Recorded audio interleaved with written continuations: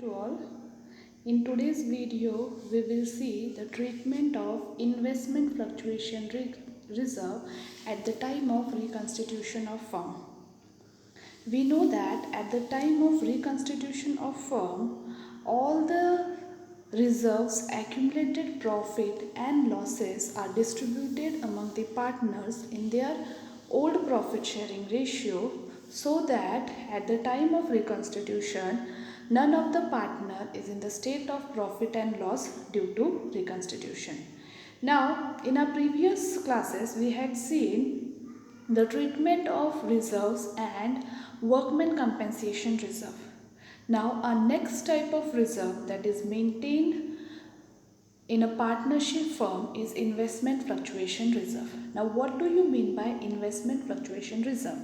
The reserve which is kept for any change in the market value of investment to bridge the loss which will incur due to the decrease in the market value of investment.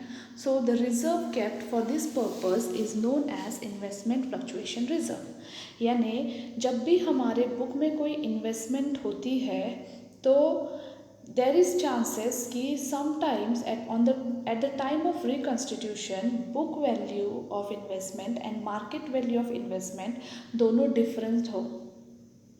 कभी आपकी book value market value से कम भी हो सकती है या फिर ज़्यादा भी हो सकती है और इट कैन बी इक्वल. तो अगर आपकी बुक वैल्यू मार्केट वैल्यू से कम हो जाए तो उस टाइम पे जो लॉस होगा यानी अपनी बुक वैल्यू और मार्केट वैल्यू के बीच में जो डिफरेंस होगा तो ये डिफरेंस कवर करने के लिए जो रिज़र्व बनाया जाता है that reserve is known as investment fluctuation reserve. Now let us see the accounting treatment of investment fluctuation reserve. Now there can be various cases when you are going to do the treatment of investment fluctuation reserve. Now first case can be when market value of investment is equal to book value.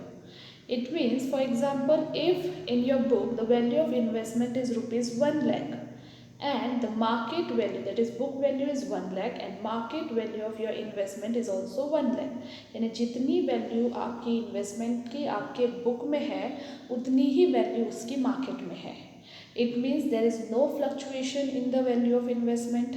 Yes, जबकि investment fluctuation reserve आपने रखा था कि अगर कोई fluctuation आएगा तो हम जो भी लॉस हमें होगा, अगर हमारी इन्वेस्टमेंट की मार्केट वैल्यू कम होगी तो जो भी लॉस हमें होगा वो लॉस हम इस रिज़र्व से पूरा करेंगे. बट अगर इस तरह की सिचुएशन आती है जहाँ पे आपकी बुक वैल्यू और मार्केट वैल्यू इक्वल है तो इसका मतलब है आपको कोई भी लॉस नहीं हुआ है at the time of reconstitution आपके इन्वेस्टमेंट में. तो आप जो ये रिज़र्व आपने रखा था उसका पर्पस था इन्वेस्टमेंट की वैल्यू अगर कम होगी तो इस लॉस को, इस रिज़र्व को आप यूज़ करोगे to make it bring it to the market value. So the entry, अब ये रिज़र्व सारा डिस्ट्रीब्यूट हो जाएगा among the partners. So the entry will be investment fluctuation reserve account debit to all partners capital account in their old ratio. Reason, ये reserve रखने का जो मकसद था वो था फ्लक्चुएशन इन इन्वेस्टमेंट, और अगर कोई फ्लक्चुएशन आई नहीं है तो ये पैसा पार्टनर्स का था जो प्रीवियस एग्रीमेंट के अकॉर्डिंग कमाया गया था. So that's why it should be distributed among the partners in their old profit sharing ratio. Then next there can be when market value of investment is lower than the book value. Now see, if the market value of your investment is lower than the book value, for example in your book the value of investment is 1 lakh rupees whereas the market value of investment is 90,000, यानी market में आपकी investment की value कम है और जबकि आपके book में investment की वैल्यू है 1 लाख रुपीज़, तो आपको अपने बुक की वैल्यू को कम करना होगा. यानी 1 लाख में से इसको माइनस करना होगा loss of 10,000 rupees, because market में अगर आपकी इन्वेस्टमेंट की वैल्यू 90,000 है तो at the time of reconstitution आप ये नहीं कह सकते कि आपकी इन्वेस्टमेंट 1 लाख रुपीज़ की है। तो it means you have incurred a loss of rupees 10,000 और ये 10,000 का लॉस आप सब्ट्रैक्ट करोगे इन्वेस्टमेंट से and it will be taken from the investment fluctuation reserve. यानी अब ये जो मार्केट वैल्यू में कमी आई है तो आपको अपनी इन्वेस्टमेंट को भी कम करना होगा, यानी रिड्यूस करना होगा। और इस रिडक्शन के लिए यानी this is a loss due to reduction in the market value of investment and this loss will be covered from the reserve which you have kept, that is investment fluctuation reserve. So the entry at this time will be investment fluctuation reserve account debit and the amount will be used to reduce the value of investment to the market value, that is to investment account book value minus market value. Now see, we are seeing the case where the fall in the value of investment is less than the investment fluctuation reserve, यानी जितने value से आपकी investment में reduction हुआ है वो investment fluctuation reserve से कम है।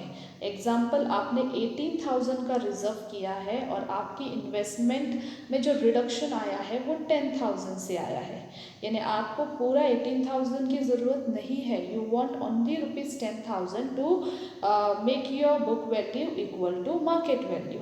सो the remaining 8,000 will be distributed among the old partner in their old profit sharing ratio.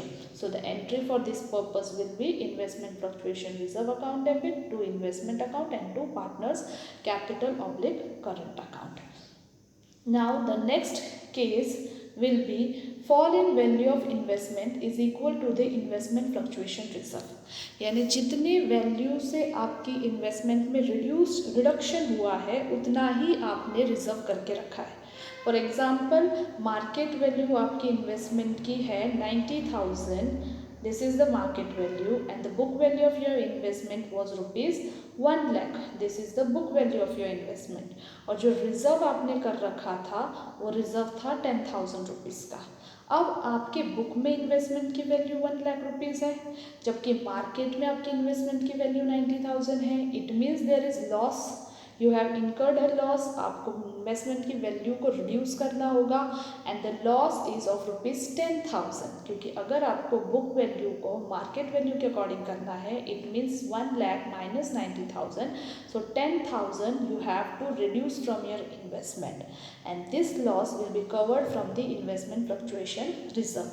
और अब रिजर्व भी आपने पूरा इतना ही रखा हुआ था, यानी अब ये सारा रिजर्व का पैसा will be used to reduce the investment to its market value. It means investment fluctuation reserve account debit to investment account, यानी अब यहाँ पे पार्टनर्स को डिस्ट्रीब्यूट करने के लिए हमारे पास कुछ नहीं बचा है, क्योंकि जितना रिजर्व था वो सारा जिस पर्पस के लिए था उसमें यूज़ हो गया। अब नेक्स्ट है fall in value of investment is more than the investment fluctuation reserve. For example, again we will take the same example, market value आपकी इन्वेस्टमेंट की हो गई है 90,000, ओके, तो market value is 90,000 and your investment in the book is of rupees 1,10,000। अगर आपने book में investment को 1,10,000 में शो कर रखा है और मार्केट वैल्यू 90 हो गई और जो रिजर्व आपने रखा था वो था 15,000 का। यस, तो रिजर्व आपके पास 15,000 है, रिडक्शन जो आया है बुक वैल्यू में वो है 1,10,000 minus 19,000 that is equal to 20,000, यानी रिडक्शन जो आया है वो 20,000 का आया है। जो लॉस आपको हो रहा है due to decrease in the value of investment that is market value decrease होने की वजह से वो है 20,000 का, जबकि आपके पास रिजर्व में है 15,000, तो बाकी का 5,000 का लॉस आप कहाँ से लोगे? तो for the entry for the same will be investment fluctuation reserve account debit, यानी 15,000 तो आप इन्वेस्टमेंट फ्लक्चुएशन रिजर्व से यूज़ कर सकते हो and remaining 5,000 will be taken from the account open for reconstitution of partnership firm, that is revaluation account, यानी जो भी आपकी एसेट और लाइबिलिटीज़ में रिडक्शन या इंक्रीज होगा ड्यू टू रिकन्स्टिट्यूशन वो सारा होगा रिवैल्यूएशन अकाउंट से, और जो डिफरेंस आपको यहाँ से जो लॉस आपको हो रहा है वो 5000 आप रिवैल्यूएशन अकाउंट से लोगे by debiting revaluation account and to investment account 20,000. So in this way you will solve the questions related to investment fluctuation reserve. So let us take one example to understand, to make your understanding more clear. A, B and C sharing profit and loss in the ratio of 4:3:2 decided to share future profit and losses in the ratio of 2:3:4. With effect from 1st April 2020, an extract of the balance sheet as at 31st March 2020 is investment fluctuation reserve is 18,000 and investment at cost is rupees 2 lakh. Now show the accounting treatment under the following alternative cases. Now 5 cases related to investment fluctuation reserve is given and the information related to investment fluctuation reserve kept by you and the amount of investment, that is book value, is also given in the question. Now you have to pass necessary journal entries in various alternative cases. So the first information is that there are 3 partners whose old ratio is 4:3:2 and the balance sheet shows on the liability side investment fluctuation reserve 18,000, यानी वो reserve जो investment में आने वाले up and down को cover करने के लिए रखा गया है, और आपकी इन्वेस्टमेंट की बुक में वैल्यू है 2 लाख रुपए की। तो case number 1, when there is no other information, यानी अगर इतने इन्फॉर्मेशन के अलावा आपको अगर कोई और इन्फॉर्मेशन नहीं दी गई है तो आप इस रिजर्व का क्या करोगे।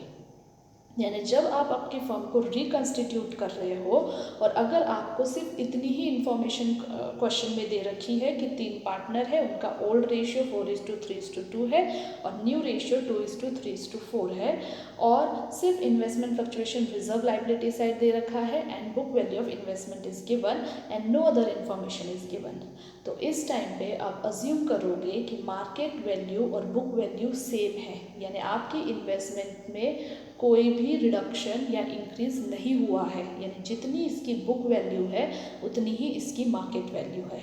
तो if the investments book value और मार्केट वैल्यू अगर हम कहेंगे कि सेम है तो इस रिजर्व को आपको क्या करना होगा, यानी ये रिजर्व रखा गया था for covering the loss due to reduction in the market value of investment.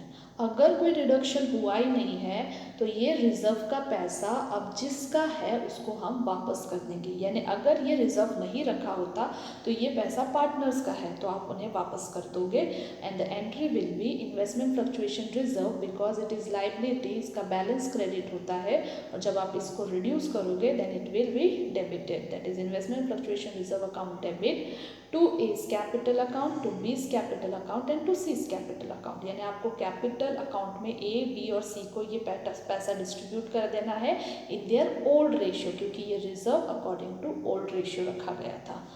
So now next case number 2, when market value of investment is ₹2 lakh। Now see, your book value is also ₹2 lakh and the market value is also 2 lakh। यानी पहले case में जब आपको कोई information नहीं दी थी तब भी आप यही अज्यूम कर रहे थे कि बुक वैल्यू और मार्केट वैल्यू सेम है, और अब यहाँ पे आपको इन्फॉर्मेशन जो दे रखी है वो भी यही कह रहा है कि मार्केट वैल्यू और बुक वैल्यू इन्वेस्टमेंट की सेम है। तो अगर मार्केट वैल्यू और बुक वैल्यू अगर आपकी इन्वेस्टमेंट की सेम है तो इसका मतलब है इन्वेस्टमेंट फ्लक्चुएशन रिजर्व यूज़ करने की ज़रूरत नहीं है।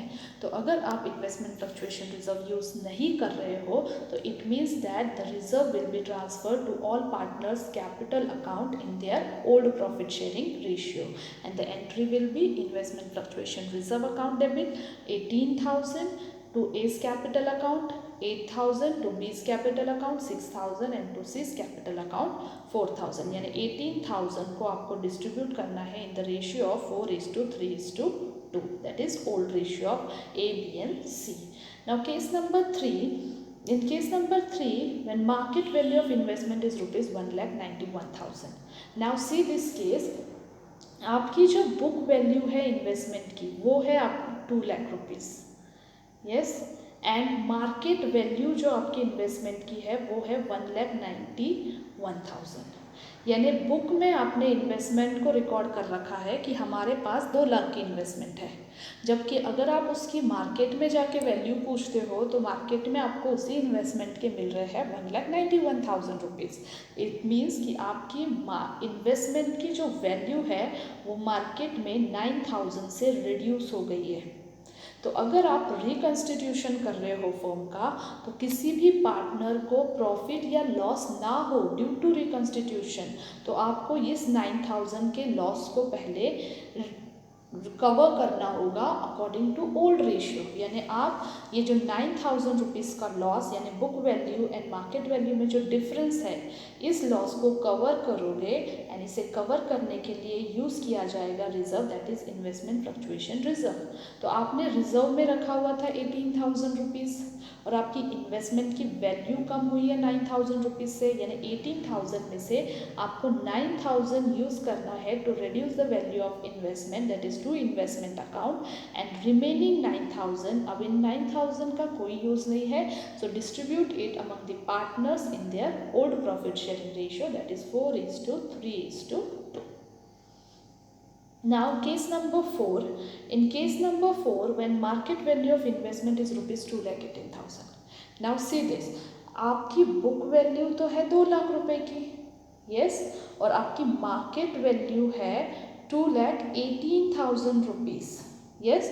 तो आपकी यहाँ पे मार्केट वैल्यू कम होने की बजाय बढ़ गई है, यानी instead of loss you are in the state of profit, यानी 18,000 का आपको प्रॉफिट हुआ है। अगर आपकी बुक में आपने 2 लाख रुपए लिख रखा है और मार्केट में आपको उसी इन्वेस्टमेंट के 2,18,000 मिल रहे हैं, it means instead of loss you are earning profit on your investment.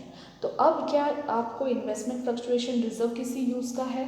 नहीं, बल्कि आपको तो इन्वेस्टमेंट का ज़्यादा पैसा मिल रहा है compare to your book value. तो आप जो रिजर्व पहले आपने क्रिएट किया था उस रिजर्व को पहले डिस्ट्रीब्यूट कर दो। ये 18,000 रुपीज़ प्रॉफिट का नहीं रिजर्व का है, तो पहले आप इन्वेस्टमेंट फ्लक्चुएशन रिजर्व जो 18,000 का था उसको ओल्ड पार्टनर्स में डिस्ट्रीब्यूट कर दो in their old profit sharing ratio. Investment fluctuation reserve account debit 18,000 to A's capital account, to B's capital account and to C's capital account. अब आ जाते हो इन्वेस्टमेंट की वैल्यू बढ़ाने को, यानी आपकी इन्वेस्टमेंट बुक में शो हो रही है 2 लाख रुपए की, जबकि आपकी मार्केट वैल्यू इन्वेस्टमेंट की है 2,18,000, यानी आपकी इन्वेस्टमेंट की वैल्यू 18,000 से बढ़ गई है। तो अब अगर आपको इन्वेस्टमेंट 18,000 से बढ़ाना है तो क्या करना होगा? तो आपको, क्योंकि इन्वेस्टमेंट एक एसेट है और वो इंक्रीज हो रही है, तो इन्वेस्टमेंट अकाउंट डेबिट, और ये जो प्रॉफिट हुआ है आपको 18,000 का due to increase in the value of investment, तो वो प्रॉफिट आप ट्रांसफर करोगे to revaluation account. See when the loss on investment is greater than investment fluctuation reserve, तो आप रिवैल्यूएशन अकाउंट को डेबिट करते हो, और अब अगर आपको प्रॉफिट हो रहा है तो आप रिवैल्यूएशन अकाउंट को क्रेडिट करोगे। तो entry will be investment account debit 18,000 to revaluation account 18,000।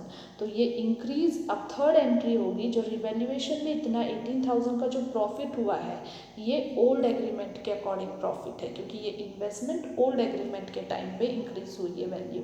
So the revaluation profit will be distributed in the between the old partners in their old profit sharing ratio, that is revaluation account debit to A's capital account, to B's capital account and to C's capital account in the ratio of 4:3:2.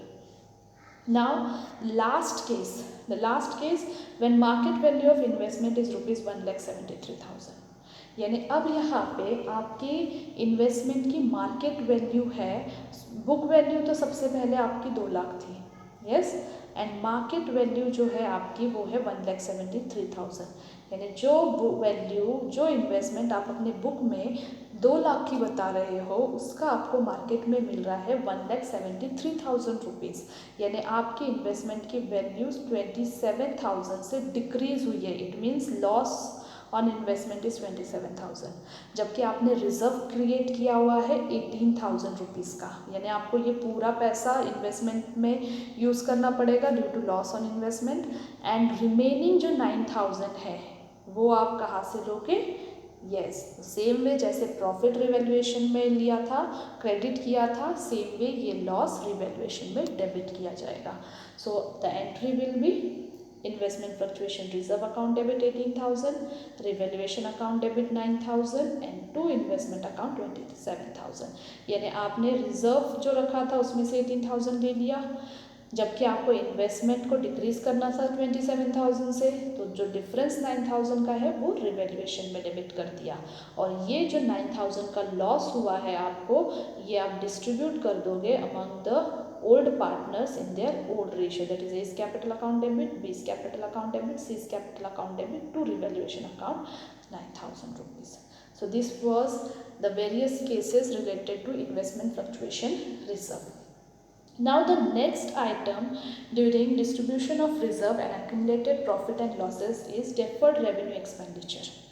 It is that expenditure which will last for 2 to 3 years, but in return it is not going to give you any income or any profit or any money, cash or cash equivalent. यानी ये ऐसे expenses होते हैं जो आपकी asset side में हम show करते हैं, जिसका आपको रिटर्न्स 2 या 3 साल तक मिलता रहेगा.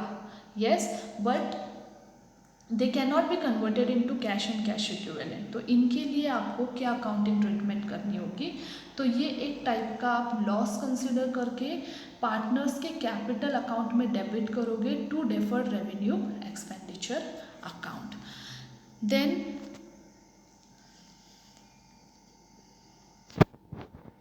Now one more part of distribution, that is adjustment of reserve, accumulated profit and losses. अगर कोई पार्टनरशिप एग्रीमेंट चेंज करते वक्त रिजर्व, एक्यूमुलेटेड प्रॉफिट और लॉस को बुक में ही शो करना चाहता है, यानी आप अपने बुक में से आपका reserve, accumulated profit and loss को अगर हटाना नहीं चाहते हो, so how you will do the adjustment of reserve, accumulated profit and losses? The adjustment will be done through partners capital account.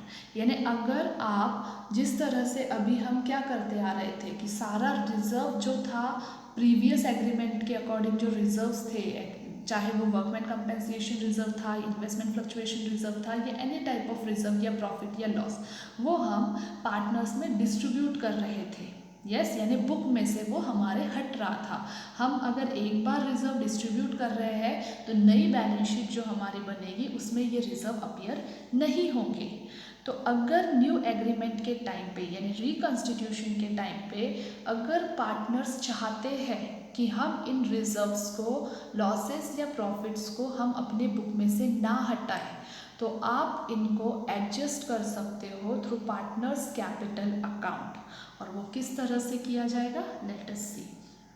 So the step for adjustment entry, यानी इस time पे आपको एक एडजस्टमेंट एंट्री पास करनी होगी and the following steps will be used to calculate the adjustment entry.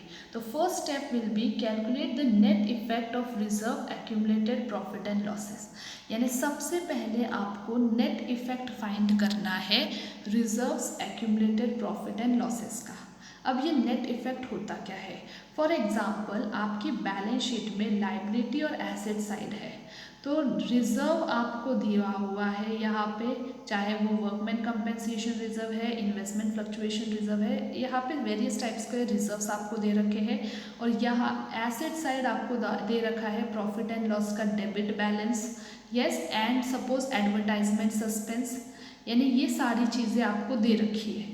तो you know that before entering into new agreement you have to adjust all this thing. यानी रिजर्व्स जो है वो आपको पार्टनर्स को क्रेडिट करना है पार्टनर्स के कैपिटल अकाउंट में इन देयर ओल्ड रेशियो. और जो ये लॉसेस है, यानी debit balance of profit and loss account and advertisement suspense because it is deferred revenue expenses, तो ये आप पार्टनर्स के कैपिटल अकाउंट में डेबिट करते हो. बट अगर पार्टनर नहीं चाहता कि ये हम चीज़ें बुक में से हटाएं, तो आपको इन्हें एक ही एडजस्टमेंट एंट्री पास करके इनकी ट्रीटमेंट करनी है. तो आप करोगे क्या? तो सबसे पहले आपको कैलकुलेट करना है net effect of reserve, accumulated profit and losses. अब नेट इफेक्ट होता क्या है? सपोज आपकी जो लाइबिलिटी साइड है, ये सारी चीज़ें आप पार्टनर्स को देते हो, it means you credit it to their account. तो ये सारी चीज़ों का आप एडिशन करोगे, जो भी लाइबिलिटी साइड में रिजर्व्स और एक्यूमुलेटेड प्रॉफिट होगा, और उसमें से माइनस करोगे जो भी लॉस होगा, that is profit and loss का debit balance and deferred revenue expenses. तो रिजर्व्स में से आप सारे लॉसेस और डेफर्ड रेवेन्यू एक्सपेंसेस को माइनस करोगे, then you will get the net effect of reserves, accumulated profit and losses. तो पहले स्टेप में आप नेट इफेक्ट कैलकुलेट करोगे, then second step you will calculate the gaining and sacrificing ratio of each partner. यानी second step में calculate the gaining and sacrificing ratio, यानी कौन सा पार्टनर गेन कर रहा है और कौन सा पार्टनर सेक्रीफाइस कर रहा है। सेकेंड स्टेप में आप ये कैलकुलेट करोगे। Then in third step calculate share of gaining partner and sacrificing partner in net accumulated profit, losses and reserve. अब आपने जो फर्स्ट स्टेप में नेट इफेक्ट कैलकुलेट किया था, इस नेट इफेक्ट में गेनिंग पार्टनर और सेक्रीफाइसिंग पार्टनर का कितना शेयर है, वो आप कैलकुलेट करोगे स्टेप नंबर 3 में। और वो कैसे कैलकुलेट करना है, अगर आप गेनिंग पार्टनर के लिए कैलकुलेट कर रहे हो तो net effect which you have got as per step number 1, multiply it by his gaining profit share, and for sacrificing partner net effect multiply by his sacrificed share. तो ये आप पास करोगे। देन जितना भी शेयर आपको मिल रहा है, then you will pass one adjustment entry if in case of positive effect. यानी अगर आपका ये नेट इफेक्ट पॉजिटिव साइन में आ रहा है तो आपकी एंट्री होगी गेनिंग पार्टनर कैपिटल और oblique current account debit to sacrificing partners capital और करंट अकाउंट। यानी गेनिंग पार्टनर सेक्रीफाइसिंग पार्टनर को कंपेंसेशन करेगा for this accumulated reserve, profit and losses के लिए। और जब नेट इफेक्ट नेगेटिव में होगा, इसका मतलब आपकी फर्म लॉस में थी, और लॉस में अगर आपकी फर्म कोई पार्टनर प्रॉफिट में शेयर बढ़ा रहा है, इसका मतलब गेनिंग पार्टनर इस कंडीशन में लॉस में होगा। So that's why sacrificing partner will compensate the gaining partner. ये कब होगा, जब आपका नेट इफेक्ट नेगेटिव आएगा, तो उस टाइम पे सेक्रीफाइसिंग पार्टनर गेनिंग पार्टनर को शेयर ला के देगा। और अगर आपका इफेक्ट जो है वो पॉजिटिव में है, then gaining partner will compensate sacrificing partner. So let us see this with the help of an example. D, E and F are sharing profit and losses in the ratio of 5:3:2. They decided to share profit and losses in the ratio of 2:3:5 with effect from 1st April 2020. They decided to record the effect of the following without affecting the book value by passing an adjustment entry. Okay, so here 3 partners are there, D, E and F, जिनका old profit sharing ratio आपको दिया हुआ है 5:3:2, and अब वो अपना profit sharing ratio बदलना चाह रहे हैं, जो न्यू रेशियो होगा 2:3:5। Before this you have to adjust the accumulated reserves and profit and losses.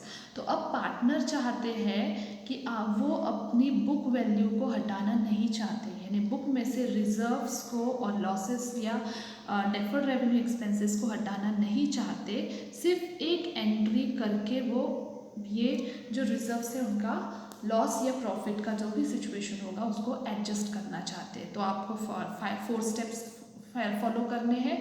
तो फर्स्ट स्टेप होगा calculation of net effect of accumulated profit, losses and reserve.